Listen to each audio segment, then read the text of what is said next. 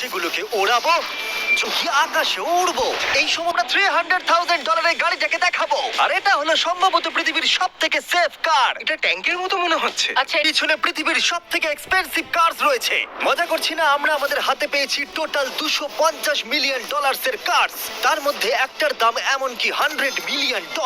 আর আমাদের উপরে চালাবো, ড্রাইভ করব, আর এমনকি আকাশে উড়বো। এই সমস্ত গাড়িগুলো কেন তো আমি আপনাদেরকে দেখাবো। শুরু করব আমরা এই $1 গাড়িটাকে দিয়ে। এটা তো পুরো একটা জঞ্জাল। আপনি কেন এটাকে $1 বিক্রি করে দিচ্ছেন? তুমি দেখতেই পাচ্ছ এটা কোনো কাজের নয়। আমি এর উপর সময় আর টাকা নষ্ট করতে চাই না। যদি আপনি এই ডলারটা ধরেন তাহলে ডিল ফাইনাল। আমি এখনো বলবো এটা হলো একটা জঞ্জাল, কিন্তু যখন আমরা এর উপরে $20,000 খরচা করলাম, এটা চলতে শুরু করলো। ঠিক আছে, এবার তাহলে ব্যাড বয়কে স্টার্ট করা যাক। ও, আমি তো ভাবিনি এটা স্টার্ট হবে। এই গাড়িটা চলছে কিভাবে? কত ধোঁয়া বেরোচ্ছে, এটা তো পাগলামি। $1 কার, $1 কার, $1 কার, $1 কার।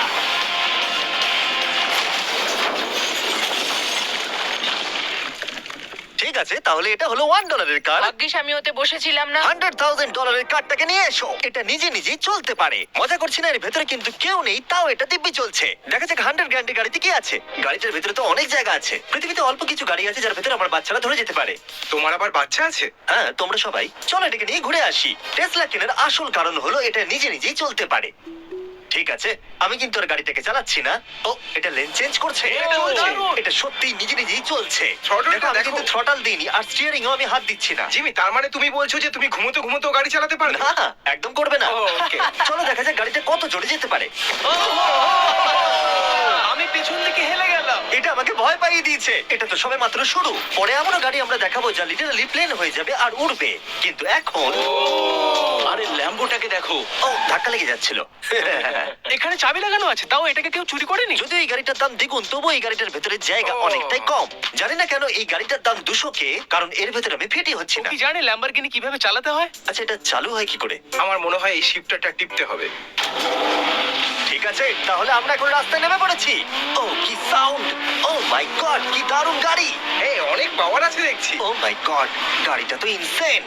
আমি আস্তে করে থ্রটাল দিলে গাড়িটা খুব জোরে দৌড়চ্ছে। আমার ড্রাইভ করা সবথেকে ফাস্টেস্ট কার এটা। যদি তোমরা কোনো ভালো গাড়ি সন্ধান করে থাকো তাহলে ডেফিনেটলি এটা সেই কার। আরে এবার নিজেদের গাড়ি নাকি? হ্যাঁ, এটা কিন্তু খুব উঁচু। তুমি এটাকে ল্যাম্বরগিনির সাথে কম্পেয়ার করো না। হ্যাঁ, ঠিকই বলেছো। চলো এবার দেখা যাক এই গাড়িটা কেন তো সেফ। প্রথমেই দেখাবো এই বুলেট প্রুফ উইন্ডো, যেটা এতটা মোটা। এই গাড়িটাতে একটা এক্সপ্লোসিভ প্রুফ আর্মার আছে। পরে এটাকে আমরা টেস্ট করব। কার, তুমি কি বাটনটাকে প্রেস করতে চাও? না, একদমই তুমি নয়। কি স্মোক স্ক্রিন বাটনটা টিপতে চাও? প্লিজ। ওহো, ওহো, পরের দুটো গাড়ি এতটাই এক্সপেন্সিভ যে এই দুটো গাড়িকে মিউজিয়ামের ভেতরে সব সময় লক করে রাখা হয়। এই দুটো গাড়ির মিলিত মূল্য হলো $80 মিলিয়ন। আর আমরা মিউজিয়ামকে কনভিন্স করলাম গাড়ি দুটোকে আমাদের একবার দেবার জন্য। হ্যাঁ হ্যাঁ, ঠিকঠাক আসছে।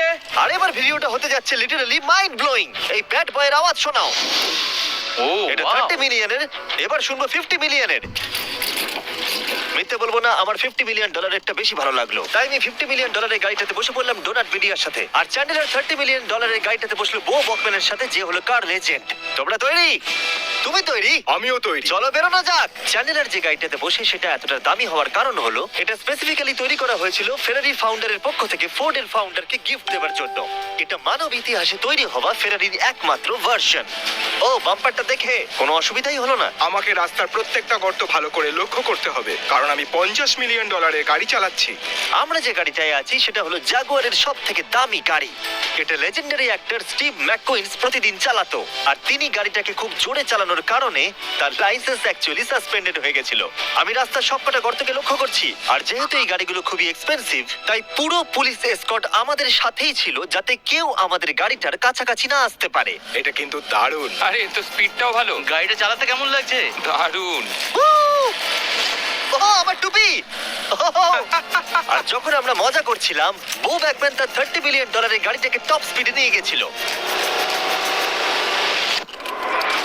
দাঁড়াও দাঁড়াও দাঁড়াও দাঁড়াও একটু। দাঁড়াও, গাড়িটা আটকে গেছে। 1 সেকেন্ড দাঁড়াও। আমরা খুব খুব জোরে চালিয়ে ফেলেছি।